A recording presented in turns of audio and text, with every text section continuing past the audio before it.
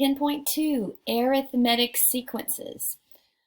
As stated in the previous video, these sequences have a common difference. 3, 6, 9, 12, 15, and so forth. Each pair of terms have a common difference of 3. And of course, that's just found by subtracting. Once again, an arithmetic sequence is a linear function whose domain is the set of all positive integers. Remember, a sub n is the general term, therefore a sub 1 is the physical first term, a sub 2 the physical second term, a sub 3, a sub 4, and so on. The common difference is essentially the rate of change, or the slope. Arithmetic sequences. Sometimes we're going to want to derive the general form or the rule of an arithmetic sequence, and we can do that by, first of all, just starting by finding the difference. So of course our difference here, 14 minus 6, our difference is 8. And so once we know that and we find our first term, we can go from there. Okay, so a sub 1 is 6, a sub 2 is 6 plus 8, a sub 3 is 6 plus 8 times 2, a sub 4, 6 plus 8 times 3, a sub 5, 6 plus 8 times 4. Following this pattern, we can come up with a general form. So let's go for this. So a sub n in this situation is always going to be the first term plus 8 times, and if we look at what's happening here, we can think of this as 6 plus 8 times 0. This is 6 plus 8 times 1. So 1 is 1 greater than 0. So we can let our general form over here be n minus 1. So this particular sequence can be generated by a sub n equals 6 plus 8 times n minus 1. So we've got an overall general form, and this is a must know. So a must know right here that a sub n is going to be a sub 1 plus d times n minus 1. This is an explicit formula. This is an explicit formula where we can find any term in the sequence given the first one and given the difference in an arithmetic sequence. Next, write a formula for the general term of an arithmetic sequence. So let's keep in mind that essentially our d here is the slope, and our a sub 1 is essentially like our y-intercept. So this is a linear function. So if we want to find a common difference, maybe it might be a great idea to create a system of equations based on what we know here. We can think of these as points that we could plug in. So what do we know? Well, we know that a sub 8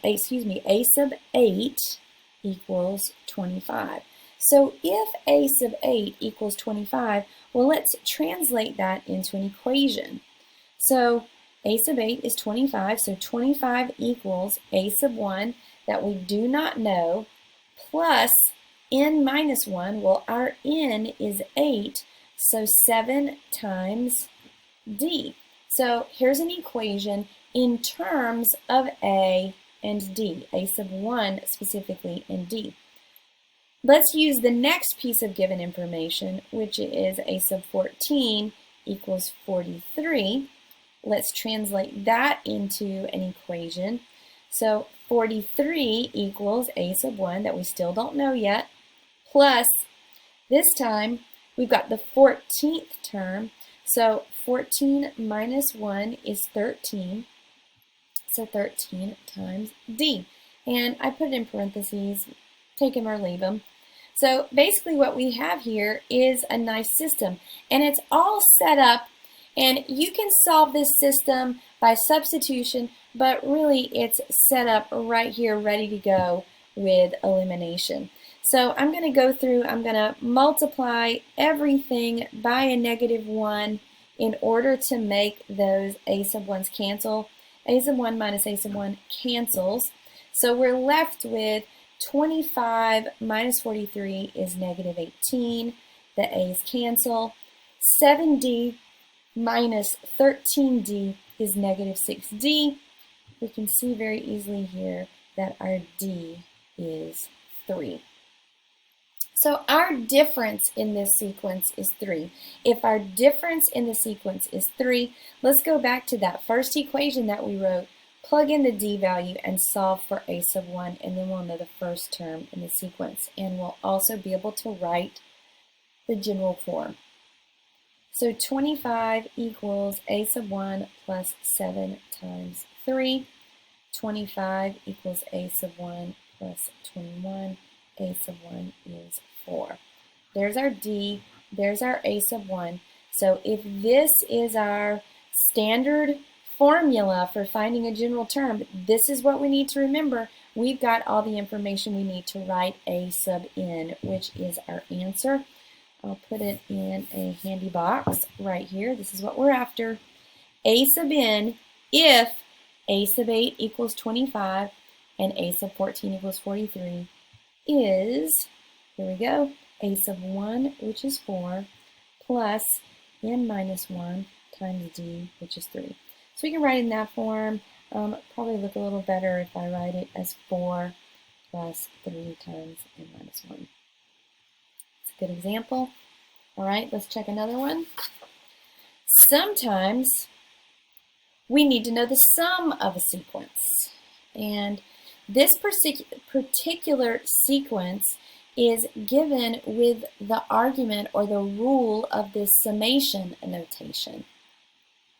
So if we want to know the sum of this sequence, we could go to our handy calculator. So just a quick reminder of how to do it again. Get out of the glare of my lamp.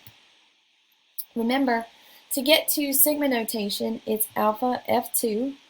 And it is option number 2. We can plug in all the givens here. I'm using k this time. So remember the calculator uses x. X equals 1 for our lower limit and 25 for our upper limit. Now that would be really messy to have to expand all the way out to find the sum of all this if we didn't have the calculator. So let's put in our argument 5 times the variable, minus 9. So when we do that, we end up with 1,400. So let's see another way of doing this. And this is a handy formula for finding the sum of a sequence, an arithmetic sequence. So here's what we've got. S sub n equals n over 2 times the first term plus the last term. So let's use the argument above to produce a sub 1 and a sub 25. So let's do that now. So 5 times k minus, let's find that a sub 1. So just think the lower limit is 1, so really all we're doing is subbing in a 1 for the k. So 5 times 1 minus 9, 5 minus 1 is, or 5 times 1 is 5, 5 minus 9, negative 4. Plug in the 25 to find that 25th term. So 5 times 25 minus 9, that's 125 minus 9. 125 minus 9 is 116. So if we want to find, let me move down a bit, if we want to find the sum, or excuse me, not n anymore, but this time we're going to let n be 25. So this is just notation for finding the sum of the first 25 terms of a sequence that would be generated by this rule would be. So first of all, we're going to have n over 2, so that's 25 over 2 times a sub 1, which is negative 4, and a sub n, which is 116.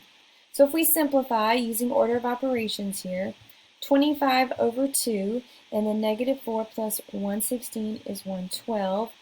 2 goes into 112 56 times. 25 times 56. 25 times 56 is indeed 1014. So there we go. It works. Or excuse me, 1,400. 1,400.